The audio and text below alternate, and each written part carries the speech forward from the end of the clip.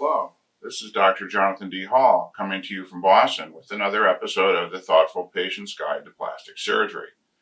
Today I'd like to talk a little bit about breast reduction. I found that many patients and their doctors have questions about breast reduction, such as who would benefit, what's the youngest age that can have a breast reduction, is it covered by insurance, can you be too old to have a breast reduction, and what is the recovery like? And also questions, who's going to benefit, and are you able to breastfeed after having the surgery? So let's get started. I have had people, half joking perhaps, ask me why women would want smaller breasts. Aren't larger breasts always better? Well, not if you have to carry them around. Medical studies have established that patients with macromastia, which is the medical term for breasts that are too large, rate their physical and emotional health as substantially poorer than a control population. That is to say, if you take women in groups that are matched for such things as age and weight and overall health, the patients with breasts that are too large report having more physical and emotional symptoms. Furthermore, patients with macromastia who undergo breast reduction experience a marked improvement of their general health, both physical and emotional, when compared with their preoperative state in age-matched control population. These findings confirm the therapeutic role of bilateral reduction mammoplasty in alleviation of symptoms associated with macromastia and in restoration of normal physical and emotional functioning. So, what are these physical symptoms? When I talk with my patients who come into me with macromastia, they all report similar symptoms. Physical symptoms such as shoulder grooving and pain from the bra straps, low back pain, upper back pain, neck pain, difficulty with finding the right bra. They tell me that their large breasts make it difficult to exercise, and patients frequently tell me they need to wear 2 or more sports bras and are still having problems with their breasts moving around too much as they try to exercise. Another problem I hear about is moisture and rashes under the breast, especially in the warmer months. This is called intertrigo. Of course, in Boston, the warmer months are June, July, and August, but this is a problem. Women also have difficulty with their posture. It's difficult to sit or stand for long periods of time due to the excess weight of their breasts. And some patients get numbness and tingling in their fingers from the weight of the breasts on the shoulders, putting pressure on the nerves, a condition called thoracic outlet syndrome. Emotional symptoms include poor body image, being embarrassed by the size of their breasts, not wanting this to be the first thing that people notice, difficulty with clothing, anxiety and depression are more common as well. Many patients are overweight because they don't like how they look, and the size of their breasts makes it difficult for them to exercise. A few years ago, I was in the operating room on a Saturday when my beeper went off with an unfamiliar number from Western Massachusetts, which is a few hours from my office. I had the nurses hold the phone up to my ear, and the woman on the other end of the line, whom we'll call Susan, said she needed to talk to me about a breast reduction. I asked if I could call her back after we were down in the operating room with her surgery, and after I finished taking care of my patient, I called. Well, Susan told me that she'd always been bothered by large breasts and described many of the typical symptoms of back and shoulder pain and difficulty exercising and rash on the breasts and problems with her posture. She'd not really known what to do and had kind of tried to put this out of her mind. She was in her 20s and was getting married in 6 months. Now, Susan was in the bridal shop with her mother and friends trying on her wedding gown when she finally broke down in tears, sobbing. It all came rushing out because her breasts were too large, and in addition to her physical symptoms, she didn't fit well in a wedding dress. By chance, a patient of mine who had had a breast reduction with me a year before happened to be in the same bridal shop trying on bridesmaid dresses with a different group. She saw Susan crying and came over to see what she could do to help. After listening, she told Susan that she herself had recently had a breast reduction, that there was no need to suffer, and gave her my office number. Susan asked if it would be possible for her to come in for an evaluation. Well, we were able to see her in the following weeks and get her approved for surgery with her insurance company and perform a breast reduction so that she was healed up before her wedding. She sent me a wonderful photo of herself in her wedding dress on her wedding day with a happy smile on her face. She was able to start her married life feeling good about her body and no longer having symptoms from breasts that were too large. So, how big is too big? Well, this varies, but I found over the years that women who are a D cup or larger typically start to be symptomatic. When I have patients with smaller breasts who come in to see me for breast augmentation and tell me that they want to be a D cup, I tell them, no, you don't, because they haven't lived at that size and understood the symptoms that they would experience. So why do large breasts cause symptoms? And why does removing as little as a half to 2/3 of a pound of tissue give such an improvement? Well, my father was a research physicist and would always explain physics to us when I was growing up. When I asked, why is the sky blue, he explained that this is due to the shorter wavelengths of blue light being scattered more than other colors in the atmosphere. Now, to be honest, I never asked him or thought about the physics of macromastia when I was a boy, but if I had, he would probably explain it like this. As the weight of the breast increases, there is a multiplication of the force by the leverage of having the breast located further away from the spine, and therefore more force on the spine than a similar weight carried on the head. This would lead to more stress on the shoulders and low back. So, what is the best age to get a breast reduction? Well, the youngest age is usually around 16. I have often said that the best time to get a breast reduction is before the high school prom, but frequently breast reductions are done over school break, week out of school and 6 weeks out of gym class is enough for recovery, often done in the summer before senior year in high school or before starting college. Patients need to have completed puberty so that the breasts have stopped growing and be emotionally ready for surgery. Doctors stage the development of puberty and call this final stage, teenage stage 5, when the breasts have stopped growing and patients have completed puberty. There's no older age limit as long as someone is healthy. The symptoms associated with macromastia typically continue to get worse with time. And patients come in when they are finally ready and tired of living with and putting up with the pain and discomfort. In general, if a woman is healthy enough to climb up a flight of steps without stopping to catch their breath, they can get through this surgery without a problem. My oldest breast reduction patient was in her early to mid-80s. I'd like to tell you the story of Dorothy. Dorothy was a hot ticket. She was 65. She was a weightlifter. She had a personality that would fill the room, and she came to see me when I was a resident about a breast reduction. So 3 months after surgery, which went well, Dorothy was in my office sobbing. And I said, Dorothy, I said, your back and shoulder pain went away. And she said, yes, it did. And I said, your breasts look great. She said, yes, they do. And I said, and you healed up well? And she says, yeah, I did. And I said, and you don't have a rash anymore or trouble with your posture? She says, nope. And I said, well, darn it, Dorothy. I said, why are you crying? And she told me, that's just it, Dr. Hall. If I'd known it were this easy, I wouldn't have waited all these years to have this surgery done. And I hear that frequently from women. They're afraid, I think, normally to have a surgical procedure, but they're suffering and suffering. And when they finally have the surgery, they realize that, oh my gosh, they were suffering all these years needlessly. And a lot of patients don't even realize how much problems they're having with their back and shoulder pain until it's corrected. One of the frequently asked questions is about the ability to breastfeed after a breast reduction. In the past, we did not have studies about breastfeeding after a reduction and which blood supply or pedicle to the nipple gave the best chance of preserving the ability to breastfeed. Some patients have their hearts set on breastfeeding and so will wait until after having children to have a breast reduction. Well, good news. An article in Plastic and Reconstructive Surgery in July of 2007 looked at the ability to breastfeed in women who had breast reduction surgery with different pedicle types compared to women of childbearing age with macromastia but no prior surgery. So successful breastfeeding was defined as breastfeeding for 2 weeks or more.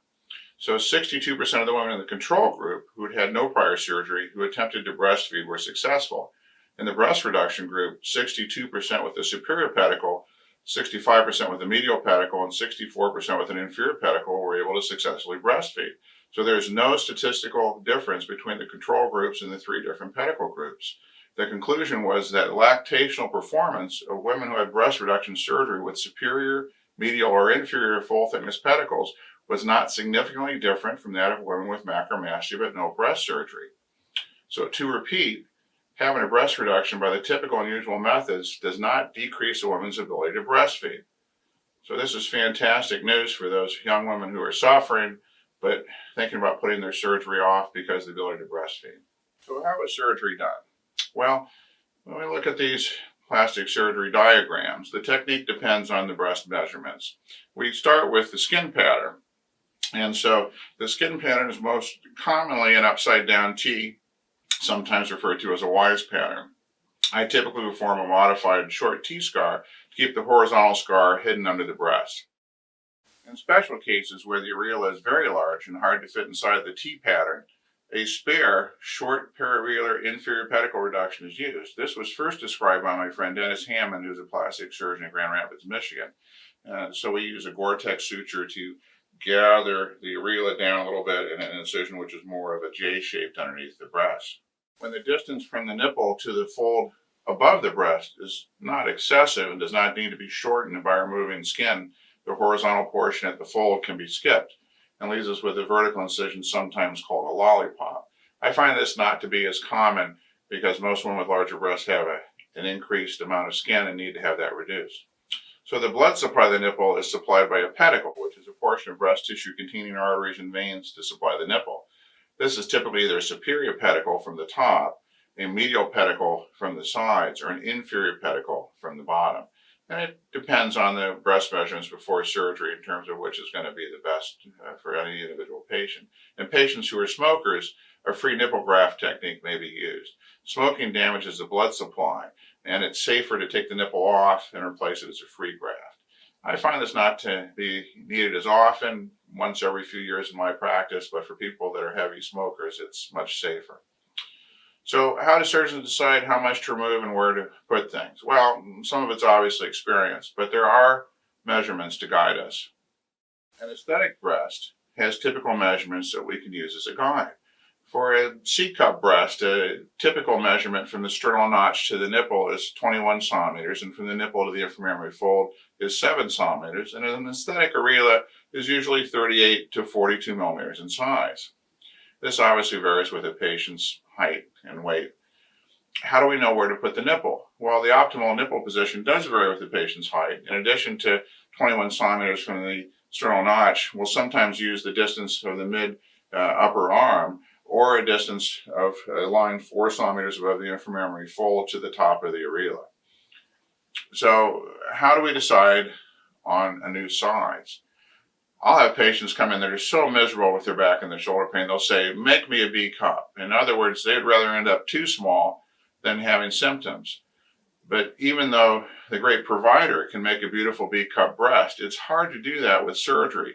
There's just not enough tissue to kind of fill out the breast and hide the lower scars. And once patients are in the C cup range, their physical symptoms go away. I also have a large practice in breast augmentation, and patients who are smaller than a C cup often come in desiring implants to make their breasts fuller and more proportional to their body.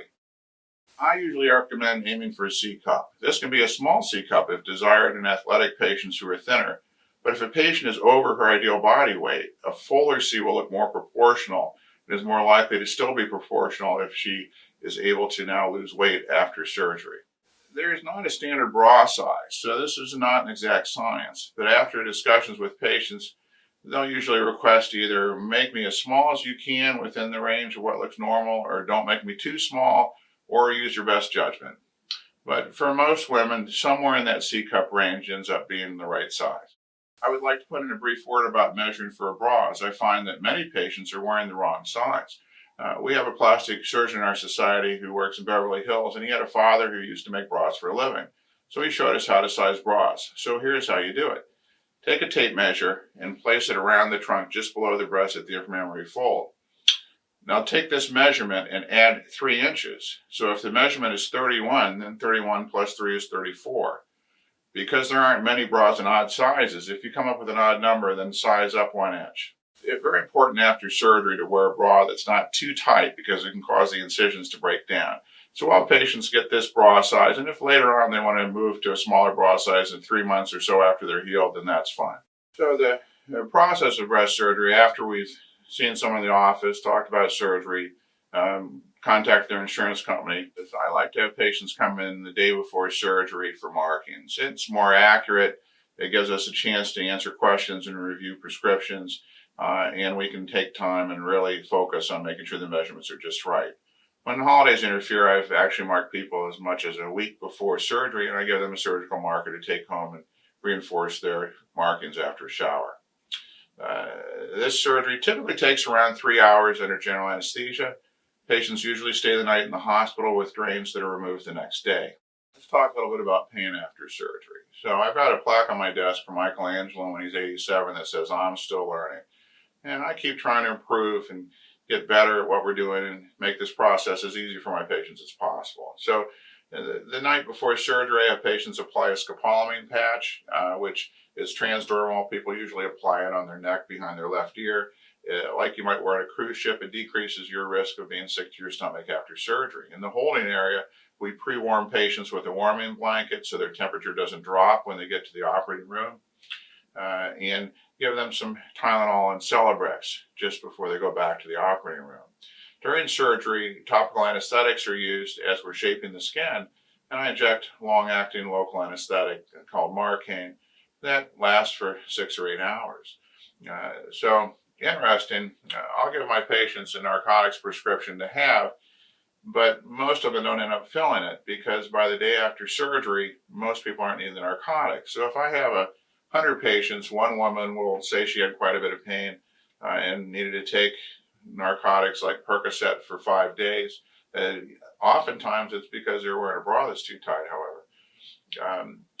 I have probably about 20% of patients or 30% that take no narcotics after surgery and do well with non-steroidal anti-inflammatories like ibuprofen or Motrin or Celebrex.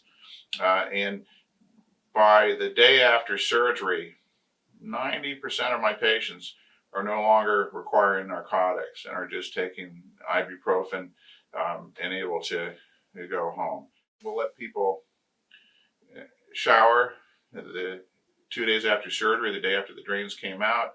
Most people take a week out of work and 6 weeks without strenuous physical activity. Patients who are nurses have to be able to be more physical, and code patients, they need to take 6 weeks off. Patients who are flight attendants need to be able to push a 200-pound cart, so they need to take 6 weeks off. But students are back at school after a week, but no gym class for 6 weeks. And most patients with office work feel comfortable going back to work after a week. In fact, people feel so good after surgery that my hardest job is convincing people to rest the breast for 6 weeks to avoid opening up their incisions by stretching too much. So we'll have people wash their hair with their elbows by their side and avoid reaching and stretching for 6 weeks. So things that we can do to decrease risk of surgery. Well, smoking is one of them. Don't smoke. If you do smoke, stop for at least a month before and after surgery, ideally 2 months before and after surgery, because smoking can interfere with the blood supply. And rarely in smokers will need to do the free nipple technique where we'll take the nipple and put it back on as a free graft, and that can work, but not smoking makes the surgery better. Another risk factor is obesity. Now, many patients that present to me with macromastia are over their ideal body weight. They don't feel good about their body. It's difficult to exercise, both because of the weight of their breasts, and it's hard to get motivated with their body image. I used to tell patients to lose weight and come back. And they'd come back 2 years later and they say, "Dr. Hall, I tried to lose weight and I couldn't. Can I have the surgery now?" And what I realized is if it were easy to lose weight, most patients would have done so before they came to my office. So many patients are in the BMI range in the mid-30s. And a high BMI, anywhere from 30 to 39, starts to increase the risk of complications with wound healing and infection from 3 to 9%. And it goes up incrementally as the BMI goes up. But once the BMI gets up to 40, the risks shoot up off the chart. So if someone has a BMI of 40, I'll tell them, no, let's not do surgery right now, and let's wrestle with your weight first and get that under better control. In terms of recovery, most people take a week out of non-physical work and 6 weeks without strenuous physical activity. When I have nurses or flight attendants, a nurse needs to be able to code patients and be more strenuous. They take 6 weeks. Flight attendants be able to push a 200-pound cart, so they take 6 weeks. But people with office-type jobs, students, they're out for a week, but no strenuous activity for 6 weeks. Now, there's not much pain after surgery, but I tell my patients they're going to feel tired for about 6 weeks, not have their normal energy level. We don't lose a lot of blood during surgery. It's rare to need a transfusion, but it is helpful to take some iron after surgery. I found one specific brand, Ferrosequel. I don't have any financial interest in the company, but my patients do seem to love this, as it doesn't seem to irritate the stomach and cause some of the issues, and is much better tolerated. So I'll have patients wear a bra with the proper band sizes we measured and a C cup for 6 weeks, a night and day, and sometimes for 12 weeks. I'll have them change micropore tape over their scars every week for the first 6 weeks, and then use topical silicone for 6 to 12 months. And this can really help with the quality of the scars. So in terms of insurance criteria, about 80% of the breast reductions are covered by insurance. We can find out before surgery, as the insurance companies usually have a scale of a certain amount of breast tissue that they'd like us to remove on the pathology report. And this varies with the patient's height and weight. The best predictor is the hands of an experienced surgeon. And by experience in the office, we can estimate the amount of breast tissue that will be removed to bring a woman down to a C cup range or full C cup range. And then we can submit to the insurance company and see if that patient will be covered for insurance before surgery is done. There's a scale called a Schnur scale, where Dr. Schnur came up with a list of different typical weights and heights and amount of breast tissue to be removed, and many insurance companies are going by that now. People also wonder, what are other people going to say? Are people at work or at school going to know that I've had a breast reduction? They may be kind of private and not want people to know. Well, what most people say is, wow, you look like you've lost weight. So they don't interpret this breast being smaller as a breast reduction. They interpret it as having lost weight overall. People also ask me, what will my significant others say? Will they be bothered by the appearance of my scars or my breasts after surgery? And actually, it's the opposite. Significant others and spouses will notice that you have improved aesthetics of the breast, and the breasts look better, and you also feel better physically and emotionally. So that hasn't seemed to be an issue either. So in summary, breast reduction is a highly satisfying procedure both for patients and their doctors. Patients feel better and look better and typically tell me that surgery was much easier than they thought. Women with overly large breasts have emotional and physical symptoms and describe themselves to be in poor emotional and physical health than patients who are matched for age and other factors who have normal-sized breasts. And normal physical and emotional function is restored in these patients after breast reduction. Studies now show that the typical breast reduction surgery does not change the ability to breastfeed. So this is great news for my younger patients who would formerly put off having surgery till after their childbearing years so that they could still breastfeed. Like Dorothy, most women will say that it is easier than they thought, and they regret not having had the surgery sooner. Good candidates are any woman with a D cup or larger who's having symptoms, is not a smoker, and is in good physical health. This has been Dr. Jonathan D. Hall from Boston, Massachusetts, with another Thoughtful Patient's Guide to Plastic Surgery, talking today about breast reduction. Thanks for watching.